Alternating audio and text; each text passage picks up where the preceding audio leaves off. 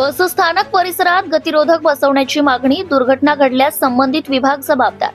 बाळापूर तालुक्यातील वाडेगाव येथील बस स्थानक परिसरात गतिरोधक बसवण्याची मागणी करण्यात येत असून काही अनुचित घटना घडल्यास संबंधित विभाग जबाबदार असल्याचा नागरिकांकडून आरोप करण्यात येत आहे। वाडेगाव येथील बाजारपेठे तालुक्यातील इतर बाजारपेठेच्या तुलनेत मोठ्या प्रमाणात आहेत, तर परिसरातील जवळपास 25 ते 30 गावातील नागरिकांना दैनंदिन कामासाठी नियमितपणे संबंध येतो। त्यामुळे येथील बसस्थानक परिसरात नियमितपणे यात्रेचे स्वरूप निर्माण होत असते।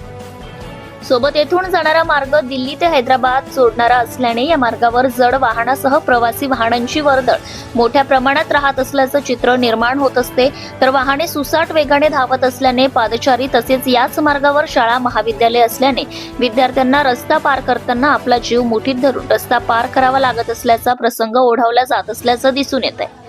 तर यापूर्वी बस स्थानक परिसरात गंभीर घटना घडून पादचाऱ्यांना आपला जीव गमवावा लागला असल्याची माहिती आहे।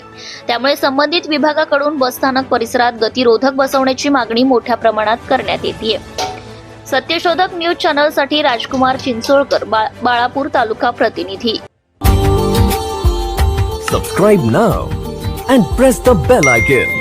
Never miss an update.